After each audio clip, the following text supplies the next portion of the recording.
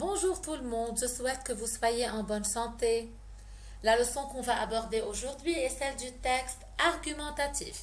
D'ailleurs, c'est une leçon qu'on a déjà expliquée et travaillée en classe. Aujourd'hui seulement, on va faire un petit rappel en insistant sur la modalisation et les indices d'énonciation.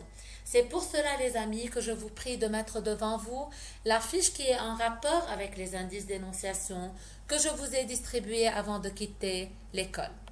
Tout d'abord, il faut savoir que la modalisation regroupe tous les procédés que l'énonciateur peut utiliser afin d'exprimer un certain sentiment ou bien un jugement dans le texte. Donc, dans ce but, il doit employer des indices qu'on appelle les indices d'énonciation. Ces indices, on peut les grouper en trois catégories. On peut avoir les modalisateurs, les marques de la présence du locuteur dans le texte et les indices de subjectivité. Je commence tout d'abord par les marques de la présence de l'énonciateur dans le texte. Si l'énonciateur veut marquer sa présence dans le texte, il va utiliser la première personne du singulier ou du pluriel.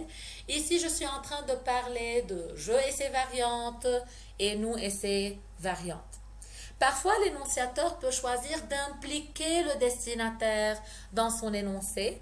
Dans ce cas-là, il peut utiliser la deuxième personne du singulier ou du pluriel. Ici, je parle du tu et ses variantes, vous et ses variantes. Je passe maintenant aux indices de subjectivité. Les indices de subjectivité regroupent les termes affectifs qui sont en rapport avec les sentiments et les termes évaluatifs qui sont en rapport avec les jugements. Et dans chaque partie, on peut avoir des noms, des adjectifs, des verbes et des adverbes. Et ces termes qui sont affectifs et évaluatifs peuvent être soit péjoratifs, dévalorisants, dépréciatifs ou mélioratifs, valorisants et appréciatifs.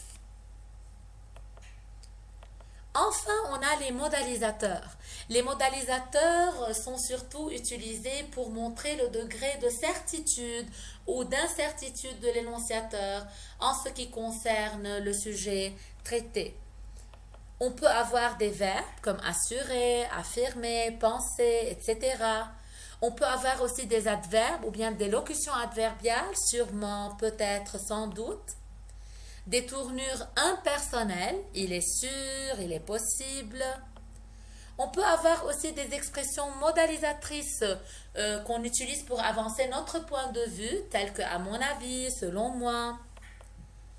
On peut avoir aussi des auxiliaires semi-modaux tels que devoir, vouloir, falloir. Et enfin, on a le conditionnel qui est le mode de l'incertitude.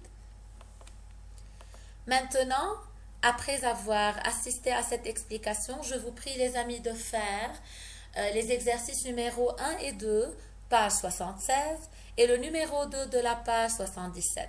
Travaillez bien et à bientôt.